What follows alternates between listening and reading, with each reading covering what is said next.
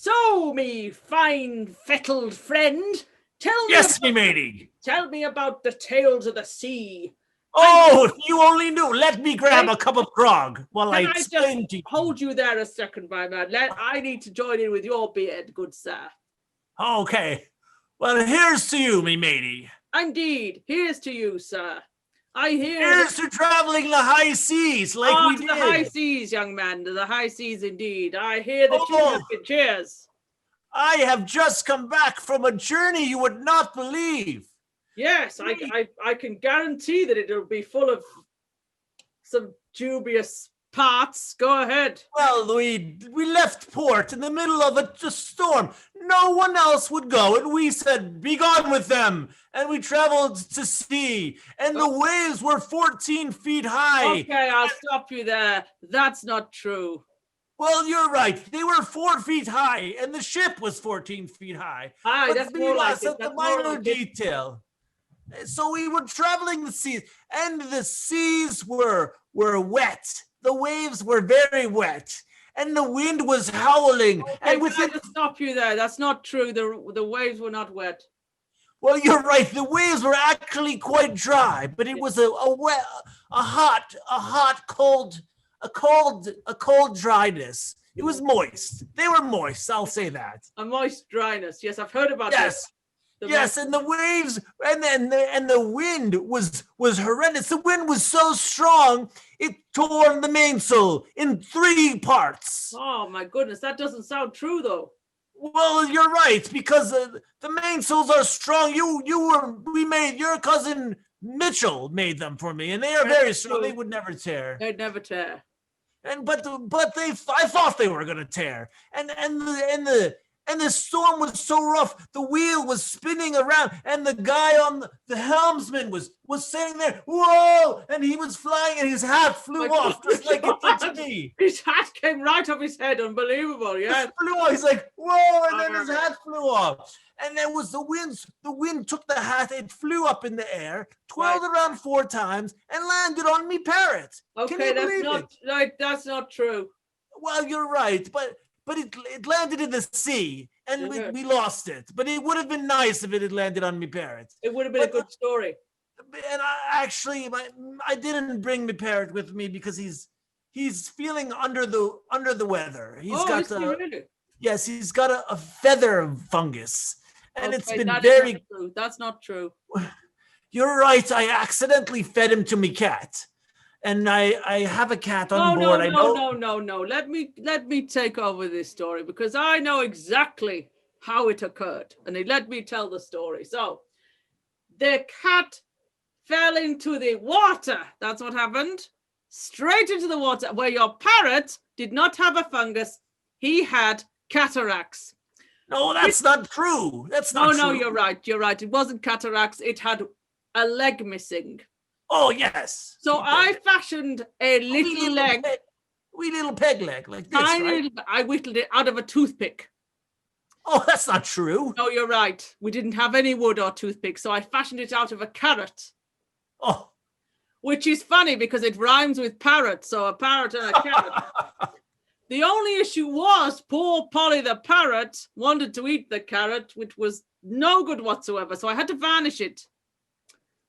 And ensure that it was properly varnished so it wouldn't eat the carrot, which is very important, you see. And then the parrot, he poked his own eye out. No, that's not true. No, you're right. It's not true. He did not poke his own eye out. I poked its eye out for him. I wanted it to become more like a pirate parrot, a parrot pirate. Well, I once had a parrot pirate, and he did have one eye. Yeah. And he was me best friend, and I traded him to a mermaid for a packet of seashells when I was stranded on an island burying my booty. Yes. No, I remember that now. Hang on. No. That wasn't true about the booty. Well, you're right. I was actually burying my ex-wife because I murdered her at sea, and I didn't want to get caught with the body. I heard about that, and I was there myself. I remember you quite clearly. She was thrown overboard. No, that's not true. Oh, no, you're right. She was actually thrown into a barrel of rum. Yes. She was thrown and drowned, sadly, in the rum. And what a waste of rum it was. But boy, did we drink to her memory. We did enjoy that rum, even though it had some fecal matter in it. It did have a little bit of... No, that's not true. That's not true. It didn't have fecal matter. No. Mucus. It was mucus membranes. Yes, it was there may have been some mucus. Yes, absolutely. That was fine. But I remember distinctly toasting your ex-wife's health and also drinking a whole barrel of rum to myself on that night. I seem to remember I had a few too many. And I had... Yes. That's not true. It's not true. I'm actually totally teetotal. I don't drink a thing.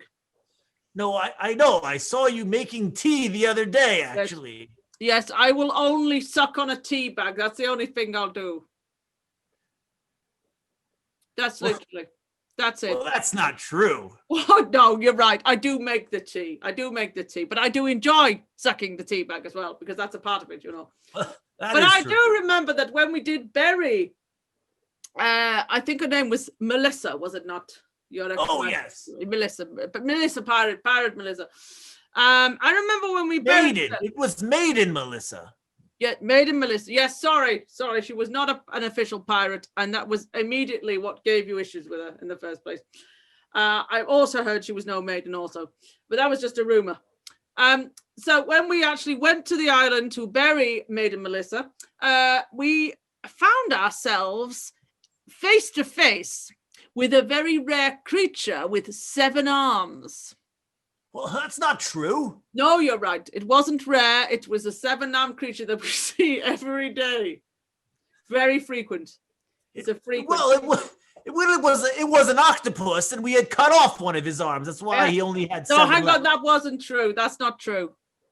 Oh, well, you're right. It was a crab who had eaten his own arm off because he had a lock claw. He did have lock claw, that's right. And I remember that he also suspected that one of his legs was a carrot. So I varnished it for him just so there was no confusion whatsoever. And you're a good leg varnisher. I've heard stories. Oh my God. I tell you this, I would be happy to varnish your leg at any point. Just let me know. I'm very good at it. Well, if I ever lose it and I need a peg, I will be happy to... But you don't have a peg? Oh my God, what's wrong with you? It's very fashionable. No, not yet. I have yet to come in contact with the cannonball below my knee. Okay, well, we can arrange that for you. Don't worry. So we met this crab, and he had 7 legs because he'd eaten one thinking it was a carrot. And he had words of wisdom that I've never heard before in my life. Honestly. He said to me, "Watch out." That's not true. That's right. He didn't say that. That is the worst advice ever given. If he said that was so generic. No, he said, watch out for the man with the left hand. No, that's not true. No, you're right. He was actually left-handed himself, and he had no problem with left-handed people at all. No, he said to me, if you want to find treasure, go back whence you came. Oh, yes, and that's when we turned about and headed back to port. We did head back. We did head back to the port, and lo and behold, I'd left my treasure on the docks. Can you believe it? How did that 7-legged crab know about it? I have absolutely no idea. I don't know. The man is a genius. He basically has some sort of psychic ability, and he'd had a vision. Sorry, unfortunately, I ate the crab. I was hungry on the way back. Right. I grabbed him, and we steamed him.